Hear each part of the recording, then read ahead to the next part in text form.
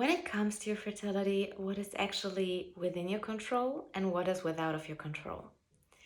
That is something that will help a lot to be extremely clear in, so that a negative thought spiral, a negative emotion spiral, breakdowns, meltdowns because you aren't pregnant yet.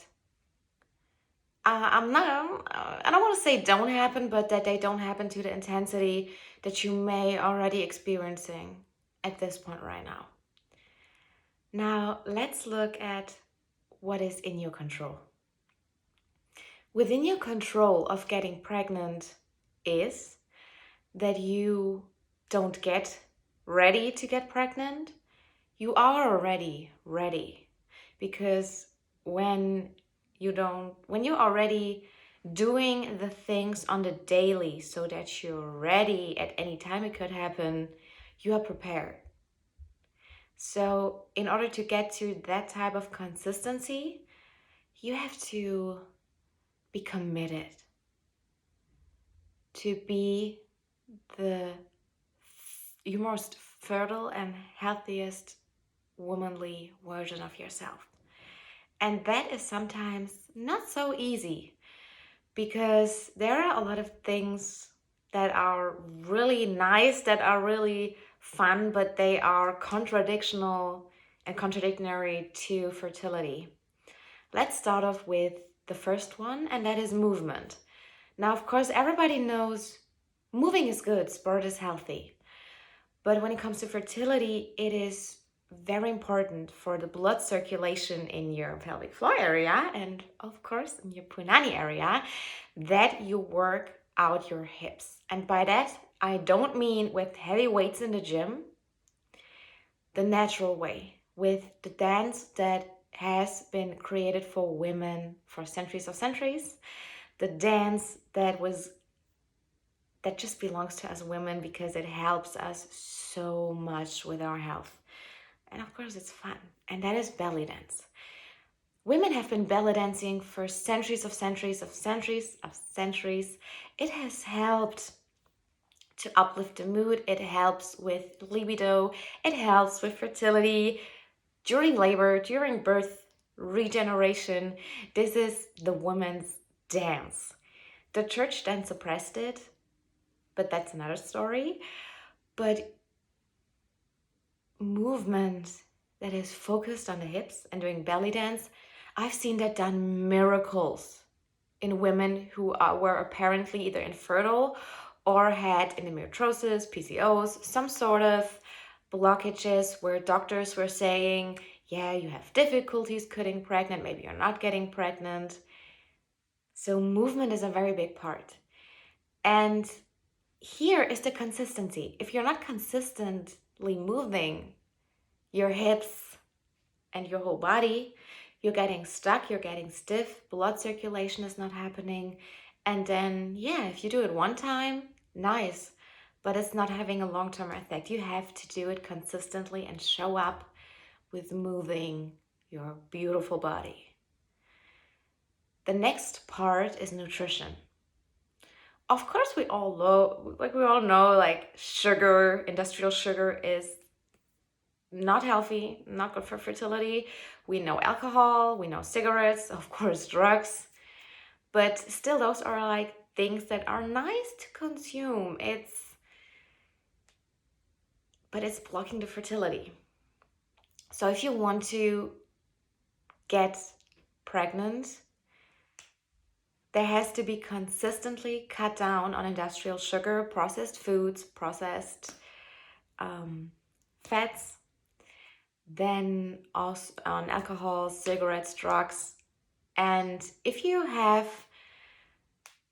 one of those things is something you really love, let's say you really love fried chicken, deep fried chicken from McDonald's, it's not going to be easy to let go of that if you're not 100% committed to your health and wanting to get pregnant. Because when you are, it's still going to be hard, but it's going to come to you more easy. So that's an area where one time eating healthy will not do the cut. It has to be consistent. And also taking, vitamin D, B, C, da da da da da pills, and all those vitamins and minerals, but not eating healthy is not doing the trick either. The base of your nutrition has to be healthy. It has to feed your body what it needs so it can all work and function properly. Another area that is within your control in regards of getting pregnant is your Punani Health. Now, your vagina is self-cleansing, yes, but it can be that you may have irregular cycles, too long, too short. Maybe you have endometriosis, PCOS, maybe there's infections, maybe your pH balance is off, maybe you feel like something could be wrong because I'm not smelling nice. And with that, I don't mean like roses and sugary, because vagina smells like vagina. I mean like when you really notice a smell that is fishy or very, very unusual. Any signs that your vagina is giving you and to show you, hey, please look at this, something is not right.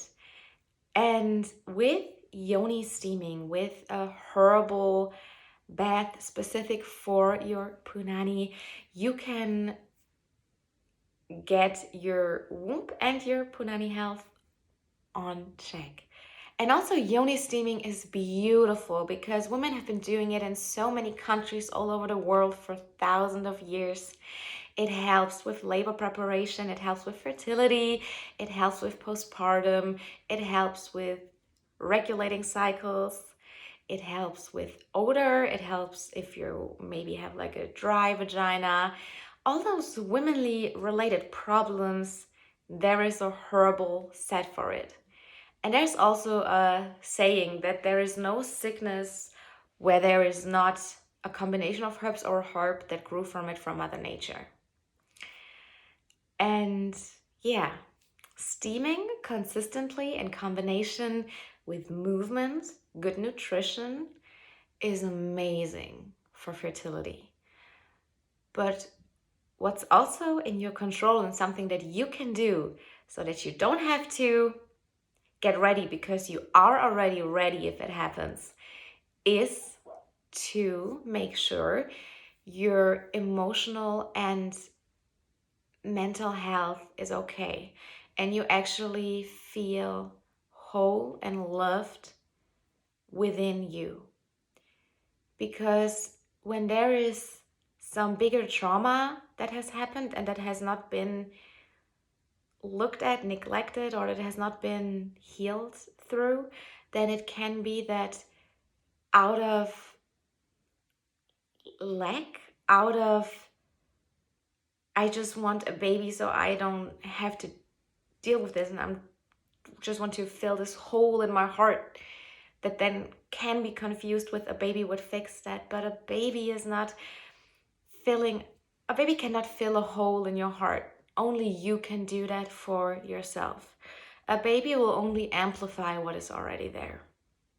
And in order for you to be ready, it's in your control to self-mother and self-care yourself and self-parent, basically, self-parenting yourself. So that you are within your heart ready to welcome this new life into your beautiful family with your partner. And that it's not out of, oh, I just want this because I want this, out of the ego, so I don't have to da da da da da, but that it's really coming from the deep, deep love within yourself, that you feel called to be a mother, that you know you're going to be a mother, that you know this is what just feels right in your heart and what you're here to do. And from that place, that is with combination of taking care of your health, of your nutrition, movement, your Punani, your womb health, that it makes a woman so fertile because she's prepared, because she's willing for this initiation of becoming a mother. She is ready for that next chapter. She comes prepared because she is prepared. And that is the point where in my one-on-one sessions, I assist women to get to this point, and also with the Gold Mama program, Get Naturally Pregnant, that is about to be released soon, and that also will be with coaching on the side with me, so that you have a beautiful journey to there, and you don't have to go through unnecessary struggle of falling into the trap of overthinking and of that thought and emotional carousel that you can come in when you don't know what is within your control and what is outside of your control. To the things that are outside of your control, that is first the most scary part actually. It's like you don't know when you're going to get pregnant, which is also at the same time a beautiful thing to not know, because it's such a beautiful surprise when it then happens. Yes, it takes two to make a baby. So technically you could say 50-50. It takes a woman who's fertile and a man who's fertile to make a baby. But there's three parts to it, because there is the divine aspect of the divine timing when you get pregnant, because you can be ready, your man can be ready, and you can have sex every day and you're not getting pregnant, because it's this miracle of new life coming. It's like when a seed is being planted in the earth and you don't know when it's going to be sprout, but it is sprouting because it's been planted in the right earth. It's been planted with the right conditions. And this is what you can do. You are basically the earth for that seed that will be planted. And if your body, your emotional, your physical, mental, sensual health is in alignment, and you are on all those different levels ready, then you are the earth for that seed that your man brings from that the baby will then come, can grow. So that's the beautiful thing, that this is in your control. How ready you are, how much of dedication and commitment you put into becoming as open and as fertile as possible. Then another part that is outside of your control that can be scary is when your partner is not doing as much as you do. I've noticed that in some couples that the woman is way more ready to get pregnant and she's putting in way more effort. And then the man, on the other hand, is maybe not giving up on his daily beer. He's not giving up on, habits that he has that are contradictory to becoming his most fertile self. And we all know that you can't drag or nag a man to doing something he doesn't want to do. And even if you would achieve it, it would create a not nice emotional atmosphere within the relationship container. So what you can do is to, instead of trying to control what your partner is doing in regards of his fertility, you can take charge of yours. And also, that's what's so beautiful, I've also noticed about myself, is that when you eat right, when you dance, when you yoni steam, when you make this a practice, a conscious practice, because you want to show up as your womanly, fertile, best self. Which doesn't mean that it's gonna look nice. It's gonna look nice, it's gonna look beautiful, but you do it because you want to feel it. You want to